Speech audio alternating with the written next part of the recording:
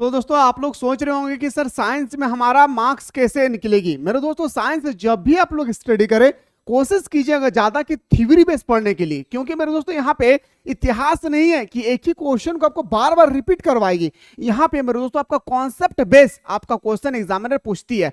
अगर आपको यकीन नहीं होती है तो प्रीवियस का पेपर उठाकर देखिए, और उठाने की आवश्यकता नहीं है, मैं खुद आपको अभी बताने वाला हूँ। पीवाईक्यू में लेकर आऊं आपके एग्जाम के according top of the most important question. मेरे दोस्तों साइंस में आपको जो मैं बताने वाला हूँ ये कॉन्सेप्ट बेस होगी, और आज जो मैं आपको बताने वाला हूँ ना वो पूरा आप लोगों का फिजिक्स होगी, ठीक है। और बहुत सारे कैंडिडेट कह रहे थे ना कि सर फिजिक्स तो हमारे एग्जाम पे आती ही नहीं है। मेरे दोस्त अगर आपके एग्जाम में फिजिक्स नहीं आती है ना तो आप अपने कान में तेल लगाकर सो जाइए। यकीन मानिए 7 क्वेश्चन हो गया आपका सिर्फ और सिर्फ फिजिक्स से। 7 क्वेश्चन का मतलब 21 मार्क्स का। चलिए सर क्वेश्चन पे हम लोग मूव करते हैं। पहला क्वेश्चन जाने से पहले जो भी स्टूडेंट्स अभी तक मिसाइल क्लासेस के आपको डाउनलोड नहीं किए, फटाफट सबसे पहले मिसाइल क्लासेस के आपको डाउनलोड कर लीजिए। और झारखंड फील्ड वर्कर का जो आपका यहाँ पे कोर्स अवेलेबल कराई गई है ना, इस कोर्स को आप लोग एनी हाउ ज्वाइन करेंगे। याद रखिएगा मेरे दोस्तों, आप तैयारी कहीं से भी करिए, रिजल्ट यहीं से मिलेगी। आखिर इस टेस्ट सीरीज में क्या ऐसी क्वालिटी है। मेरे दोस्तों आप जब भी टेस्ट लगाए होंगे आपको 30 40 50 सेट मिला होगा। यहाँ अभी तक 70 प्लस मेरे दोस्तों आप लोगों का टेस्ट सीरीज प्रोवाइड कर दिया गया है, ताकि आप अपने तैयारी को स्ट्रांग बना सकते हैं। और पेपर 2 का तो जबरदस्त मेरे दोस्तों यहाँ पे तैयारी चल रही है, जो आपका 300 मार्क्स का एग्जाम आने वाले हैं। तो लेट किस बात की, जाएं फटाफट डाउनलोड कीजिए और कोशिश कीजिए online test series everyday join करने की। पहला क्वेश्चन है सर, परिक्रमारत अंतरिक्ष यान जिसे हम लोग उपग्रह कहते हैं से एक पिंड बाहर छोड़ जाए तो क्या होगा। मेरे दोस्तों अगर अंतरिक्ष से उपग्रह से मेरे दोस्तों अगर एक पिंड को अगर हम लोग छोड़ दें तो क्या होगा, यान के साथ ही उसके वेग में गमन करेगी। मैं बोल सकता हूं सर ऑप्शन नंबर हमारा क्या हो जाएगा सर, 20 का राइट आंसर हो जाएगी। आइए सर अगला क्वेश्चन। और जितना क्वेश्चन अभी फिलहाल आप लोग देख रहे हैं ये सारा का सारा मेरे दोस्तों याद रखिएगा पीवाईक्यू से संबंधित है। थोड़ा सा मैं क्वेश्चन को समझाता हूं कि समुद्र के पानी का घनत्व तो बढ़ता जाता है जब क्या होता है, बताएं मेरे दोस्तों। समुद्र का पानी का घनत्व तो हमेशा बढ़ते जाते हैं जब हम लोग गहराई को मूव करते हैं, यस या नो।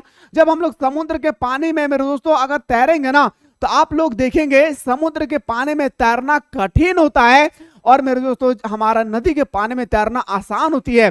यह फिजिक्स का कॉन्सेप्ट है, क्योंकि मेरे दोस्तों नदी के पानी में घनत्व कम होती है, इसी कारण से हम लोग पानी को तैरते हुए मेरे दोस्तों पानी को चीरते हुए हम लोग आगे निकल जाते हैं। लेकिन समुद्र का पानी का घनत्व बहुत ही अधिक होती है, इस कारण से मेरे दोस्तों हम लोग हाथ पैर हिला नहीं पाते हैं। आप पिक्चर में आसानी से देख सकते हैं। पहले कॉन्सेप्ट को समझिए मेरे दोस्त।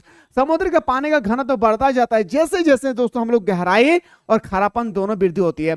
जब भी हम लोग पानी समुद्र का पानी के अंदर हम लोग जैसे जैसे गहराई जाएंगे मेरे दोस्तों हमारा क्या होगा, घनत्व। याद रखिएगा घनत्व बढ़ती है कब, जब हम लोग पानी के अंदर में जाएंगे, और हमारा खारापन भी बढ़ेगी। यानी समुद्र का पानी का किनारे में जो खारापन होगी उससे कई गुना ज्यादा खरापन होती है जब इसको मेरे दोस्तों अंदर की ओर हम लोग मूव करते हैं। इसलिए मैं आप लोगों को पिक्चर के माध्यम से दिखा रहा हूं। बस इतना याद रखिएगा कि जब भी हम लोग तैरते हैं मेरे दोस्तों याद रखिएगा समुद्र में तैरना कठिन होता है नदी की तुलना में, क्योंकि समुद्र का पानी का घनत्व ज्यादा होती है, समुद्र का डेंसिटी ज्यादा होती है, और हमारा रिवर्स का डेंसिटी कम होती है। इस कारण से हम लोग नदी में आसानी से पानी को मेरे दोस्तों आगे पीछे कर सकते हैं। तो बताएंगे सर ऑप्शन नंबर हमारा बिल्कुल सही हो जाएगी भी। अगला क्वेश्चन पे आते हैं सर, नदी में तैरना जलयान जब समुद्र में जाता है। अब थोड़ा सा ना इस पिक्चर को देखिए मेरे भाई, थोड़ा सा समझिएगा। ये क्वेश्चन में आप लोगों को कॉन्सेप्ट बता रहा हूं, पहले सुनिए फिर आप लोग आंसर बताइएगा। ये मान के चलिए सर हमारा नदी है, क्या भाई याद रखेगा। ये मान के चलिए छोटा सा हमारा क्या भाई रिवर है, क्या है रिवर है भाई। ओके बहुत ही महत्वपूर्ण तरीके से मैं बता रहा हूं, सुनिएगा। ये हमारा आया सर समुद्र, क्या है भाई, ये हमारा समुद्री है भाई, ठीक है। ये मान के चलिए हमारा समुद्र है, ठीक है भाई। ओके सर बहुत ही मस्त तरीके से आपने बताया। नदी में तैरना जलयान जब समुद्र में जाता है। अब मान के चलिए मेरे दोस्तों एक समुद्र में एक सॉरी हमारे नदी में एक हमारा जहाज है, क्या है भाई, एक हमारा जहाज है भाई, ठीक है। ये जहाज हो या ना हो, ये नाव मेरे दोस्तों नदी के साथ मेरे दोस्तों हमारा समुद्र सटा हुआ है, और ये समुद्र जो है इन कर रहा है हमारे समुद्र में, नदी से समुद्र में एंट्री मार रही है। तो इसमें क्या फर्क पड़ेगा आपसे यहाँ पे पूछ रहा है भाई। याद रखेगा मेरे दोस्तों जैसे वह नदी में जाएगी ना मेरे भाई, याद रखेगा थोड़ा ऊपर उठ जाएगा। याद रखेगा अभी जितना इसमें पानी अंदर ढका हुआ है, ये नदी जो आप देख रहे हैं ना भाई यहाँ पे, ये जो हमारा नाव देख रही है ना, ये इस नाव थोड़ा सा ऊपर उठ जाएगी, और ये नाव आपको इस तरह से देखने को मिलेंगे। आखिर क्यों, क्योंकि मेरे दोस्तों ये हमारा पूरा का पूरा डेंसिटी का खेल है भाई, क्या डेंसिटी का खेल है। अब हमें उम्मीद करते हैं मेरे दोस्त कि आप लोगों को यह क्वेश्चन आसानी से समझ में आ गया होगा। बाकी आप लोग यहाँ पे पिक्चर के माध्यम से देख सकते हो, और अच्छा लगे तो कमेंट सेक्शन में जरूर बताएं मेरे भाई। इस्पात की गेंद पारे पर तैरती है क्यों? इस्पात लोहा है मेरे दोस्त, लोहा पानी में तैरती है भाई, पानी में नहीं, पारा में तैरती है। आप लोग इंजेक्शन लगाए होंगे या मेरे दोस्तों थर्मामीटर, जैसे बुखार मापा जाता है ना भाई, जो डॉक्टर यूज करते हैं, उसमें भी मेरे दोस्तों उसके अंदर में जो एक बल्ब होती है ना, वो लोहा का होता है बल्ब, उसके अंदर में जो लिक्विड है ना, वो पारा है भाई। क्या है? पारा है, वो तैरती है भाई। क्यों? याद रखेगा, इस्पात की अपेक्षा पारे का घनत्व वो अधिक होती है। इस्पात की अपेक्षा पारे का घनत्व क्या है भाई? अधिक होती है। इस बात को याद रखिएगा। ऑप्शन नंबर सी हमारा सही उत्तर हो जाएगी। अत्यधिक ऊंचाई पर उड़ रहे वायुयान का अंदर क्या होता है?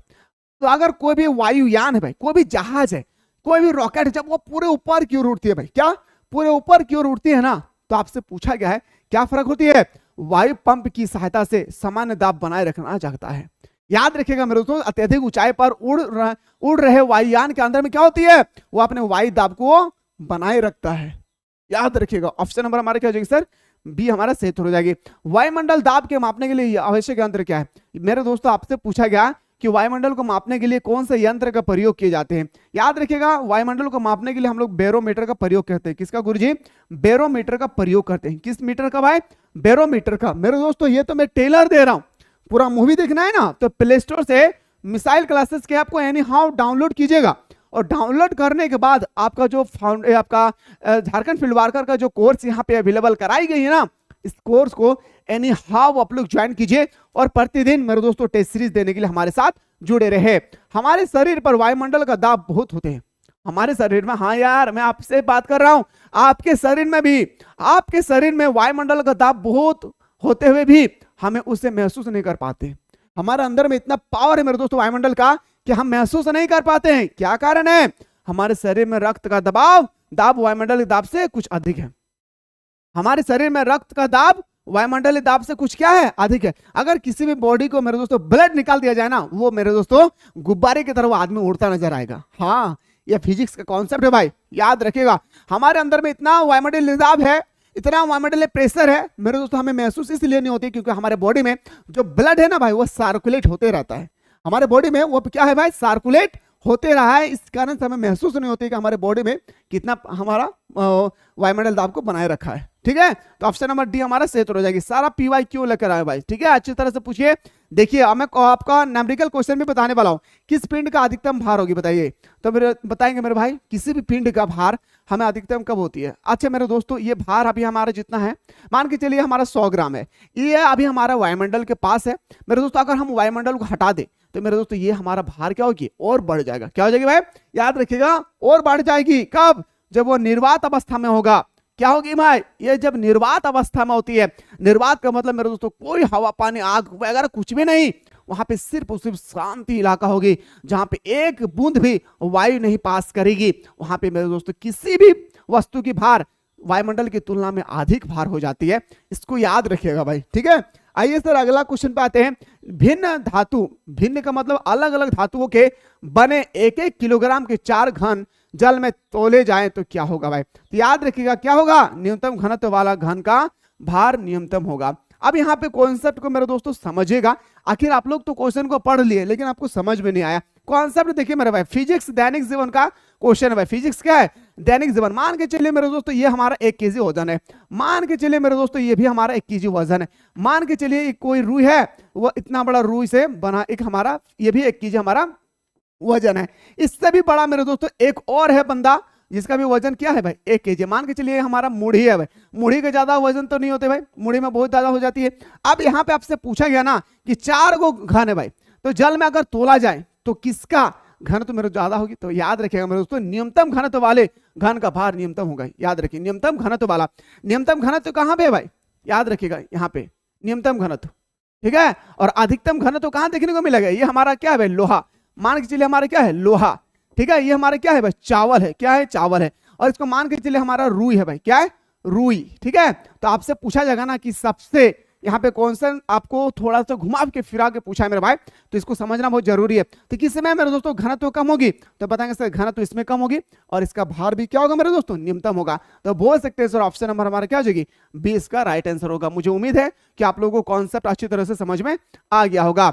हाइड्रोजन से भरा गुब्बारा निम्न में से किसे आसानी से ऊपर उठाया जाता है। अक्सर हम लोग देखे होंगे मेरे भाई, पार्टी वगैरह है ना, जब हम लोग पार्टी वगैरह मनाते हैं या कोई भी शोरूम का उद्घाटन होती है ना, तो गुब्बारे को मेरे दोस्तों बिना फूके वो गुब्बारे को ऊपर उठाते हैं। यस या नो, कौन से गैस से, हाइड्रोजन गैस से। याद रखिएगा कौन से गैस से ऊपर उठती है, हाइड्रोजन गैस से मेरे दोस्तों ऊपर उठती चली जाती है। ठीक है, तो आपसे यहाँ पे पूछा गया ना कि हाइड्रोजन से भरा गुब्बारा निम्नलिखित में से किसे आसानी से ऊपर उठाए ले जाएगा, तो बताएंगे सर 1 किलो ढीले ढाले रूप से भरे पंख। सारा तो 1 किलो भाई, ये भी 1 किलो है, ये भी 1 किलो जल है, 1 किलो तांबा है, 1 किलो रुई है, मान के चलिए एक हमारा उपयुक्त।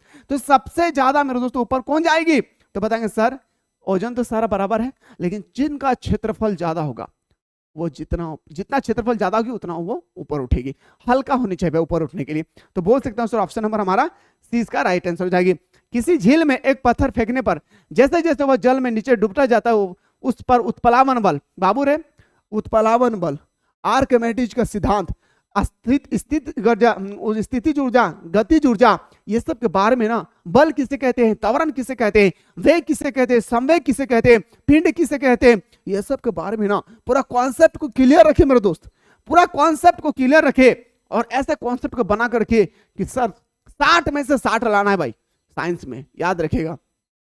तो किसी भी झील के एक पत्थर फेंकने पर जैसे जैसे जल के अंदर जाती है, मान के चलिए मेरे दोस्तों ये हमारा झील है भाई, क्या है भाई, ये हमारा एक मान के चलिए हमारा बिकर है, इसमें मान के चलिए इसको हम लोग झील है, तो जैसे जैसे एक टुकड़ा हम लोग फेंके भाई, टुकड़ा जैसे जैसे अंदर जाएगी उस पर उत्प्लावन बल क्या होगा, एक समान रहता है भाई। उत्प्लावन बल जल में डालने के बाद उसका जो गति होती है ना, समान एरिया में जाती है भाई। जैसे मेरे दोस्तों अभी मैं इस तरह से एक पिंड गिराऊंगा, ये देखिए ये हमारा टॉप पोजीशन भाई, अगर इसको हम गिराएंगे तो सबसे ज्यादा स्पीड कहां पे होगी मेरे दोस्त, जहां से मैं छोड़ रहा हूं। लेकिन अगर इसी चीज को अगर हम पानी के अंदर, मान कीजिए पूरा पानी से भरा हुआ है, इसको हम छोड़ रहे पानी के अंदर, जैसे वो पानी को टच करेगी ना, उसकी स्पीड सेम टू सेम होगी, समान होगी भाई स्पीड। जब तक वो नीचे में नहीं बैठेगी तब तक मेरे दोस्तों इसका जो गति है वो समान अवस्था में होगी। वही चीज आपसे यहाँ पे पूछा गया था, तो बोल सकते हैं ऑप्शन नंबर डी हमारा सही हो जाएगी। पारे की 2 बूंद, अब 2 पारा का बूंद लेते हैं भाई, देख लिए 2 बूंद को संपर्क में लाने पर वह मिलाकर एक बड़ा बूंद बना जाता है। इन दोनों को मिलाएंगे भाई, एक बड़का से बूंद बनाएंगे। तो इसका क्या कारण है कि दोनों पारा जो है ना मेरे दोस्तों चिपक जाती है, वो चिपक जाते हैं क्यों, क्योंकि न्यूनतम पृष्ठीय क्षेत्रफल बनाए रखने के लिए। ऑप्शन नंबर क्या भाई, याद रखिएगा ऑप्शन नंबर हमारा सी इसका राइट आंसर हो जाएगी।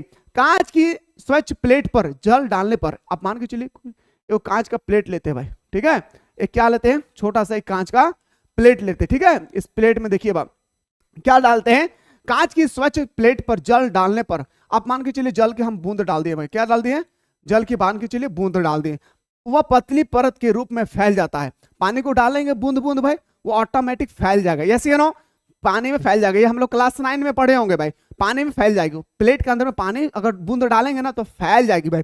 तो फैलने पर जब पारा डालने पर वह गोली बूंद के रूप में रहता है। अगर हम पारा डालते हैं ना भाई, इसी में अगर हम पारा डालेंगे ना तो वो गोल जो है ना भाई, गोल, हाँ गोली जो देखिए ना हम लोग खेलते थे, वो गोली की अवस्था में ही बनी रहेगी। वो आपसे पूछा गया कि इसका क्या कारण है, कि पानी फैल जाएगी लेकिन हमारा पारा एक ही बूंद में बना हुआ रहेगा। आखिर क्यों, तो बताएंगे सर कांच के साथ पारे का सामंजस्य की अपेक्षा जल का सामंजस्य अधिक होता है। याद रखिए, तो ऑप्शन नंबर क्या हो जाएगी सर, ये हमारा सही उत्तर हो जाएगी।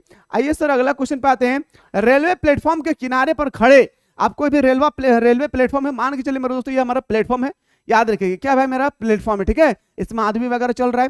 तो रेलवे प्लेटफॉर्म के किनारे पर खड़े एगो खड़ा एगो कोई व्यक्ति है भाई, ठीक है, मान के चलिए कोई भी व्यक्ति है। युवक के सामने तेजी से रेलगाड़ी के गुजरने पर युवक क्या होगा भाई, अब यहां से मेरे दोस्तों पूरा स्पीड एक शताब्दी एक्सप्रेस आ रही है, पूरा स्पीड से आ रही है, इसको पार कर जाती है, युवक क्या होगा भाई, युवक क्या होगा, सामान्य मेरे दोस्तों वो गिर जाएगी, यस या नो, गाड़ी की ओर मेरे दोस्तों गिर पड़ता है। जैसे गाड़ी जा रही है ना भाई, वो गाड़ी की ओर गिर पड़ती है। याद रखिएगा ये प्रेशर के कारण होते हैं, दबाव के कारण होता है। सिंपल सा क्वेश्चन है, फंडा को याद रखिएगा मेरे, भूलना नहीं है भाई। अगला क्वेश्चन देखिए सर, भूमि से टकराकर फुटबॉल ऊपर उछलती, क्यों, फुटबॉल खेलते हैं ना भाई, हाँ आपसे मैं बात कर रहा हूँ, फुटबॉल खेलते हैं ना आप, खेलते हैं ना, वही फुटबॉल जब हम पटकते हैं जमीन पे तो ऊपर उछलती है, क्यों, मेरे दोस्तों अगर मैं आपको उठा के अगर नीचे पटकूंगा तो क्या आप ऊपर उछलेंगे? बोलेंगे नहीं सर ऐसा मत कीजिए, राम राम सत्य हो जाएगा हमारा। याद रखेगा। पर आपसे यहाँ पे पूछा गया ना मेरे भाई कि फुटबॉल को पटकने से ऊपर उठती है क्यों? क्या वह रबड़ की बनी होती है? नहीं भाई, उसका रबड़ अंदर में होता है। ठीक है, तो बताएंगे सर ऐसे उसके अपने प्रत्यस्थता गुण के कारण होती है। बोल सकते हैं सर ऑप्शन नंबर हमारा ये हमारा सही उत्तर हो जाएगा। आइए सर अगला क्वेश्चन पे मुलाकात करते हैं। एक वृत्ताकार धातु के प्लेट जिसके केंद्र में एक वृत्ताकार छिद्र हो, गर्म करने से छिद्र क्या होगा? मान के चलिए मेरे दोस्तों एक प्लेट है। बाबू सुनिएगा, बड़े मजेदार आने वाला है। ये हमारा प्लेट है भाई। ओके, प्लेट को देख लिया, प्लेट में हम लोग को खाना भी खाना है। अब प्लेट के ठीक बीचों बीच में छेदा कर देते हैं भाई। क्या कहते हैं?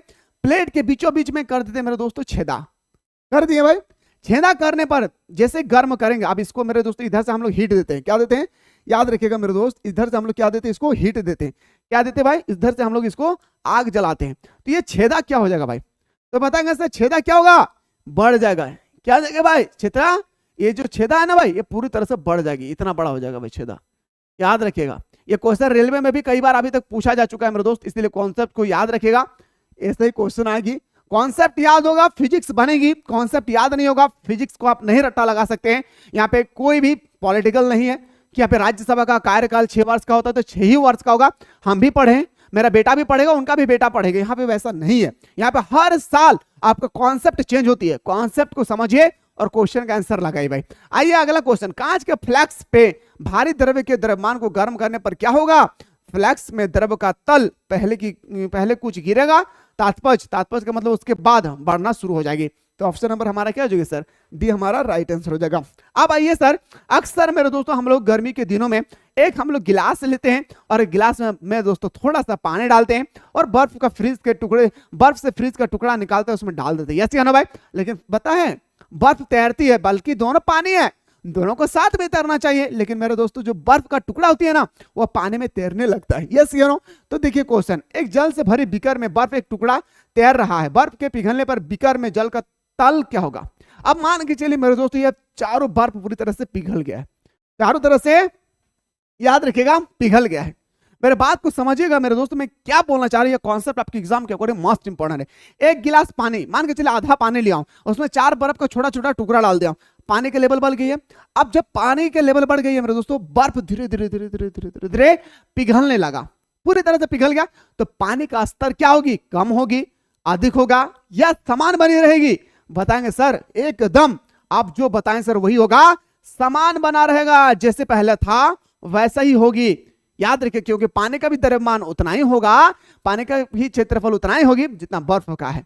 बोल सकते हैं सर ऑप्शन नंबर हमारा सी हमारा राइट आंसर हो जाएगी। आइए सर अगला क्वेश्चन पे आते हैं। किसी झील की बर्फ जमी, अब थोड़ा सा ना इसको कॉन्सेप्ट को देखिए मेरे भाई, ये आप लोग देखे होंगे। देखिए आप कोई भी झील में चले जाएंगे तो वहां पे अगर बर्फ जमा है, ठीक है, जमी सतह का 15 डिग्री सेल्सियस हो, कोई भी मेरे दोस्तों झील है, बर्फ जमा हुआ है, 15 डिग्री सेल्सियस हो, तो इसके ठीक नीचे झील में जल बर्फ के संपर्क की जल सतह का तापमान क्या होगा?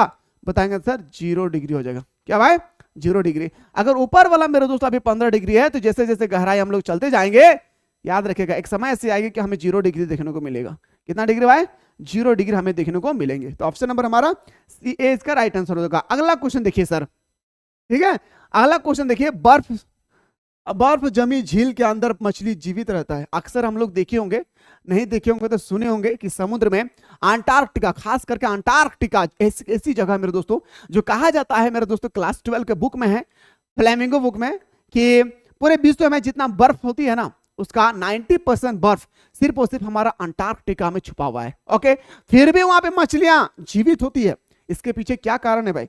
इसके पीछे क्या कारण है? तो मेरे दोस्तों आप लोग अक्सर पिक्चर में देख रहे होंगे, एक बार पिक्चर को अच्छी तरह से देखिए कि चारों तरफ बर्फ ही बर्फ नजर आ रहा है, फिर भी यह मछली मेरे दोस्तों जीवित है। आखिर इसके पीछे क्या कारण है साइंस का? तो बताएंगे सर मछली बर्फ से शीतल निष्क्रिय हो जाती है। मेरे दोस्तों दोनों क्या हो जाते हैं भाई?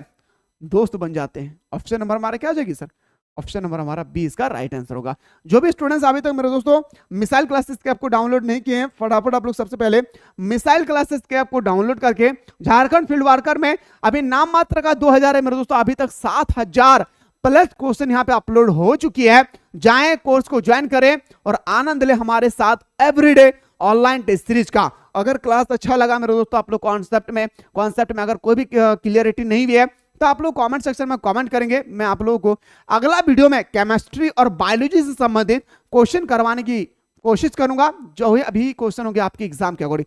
फिलहाल हम लोग मिलते हैं नेक्स्ट वीडियो।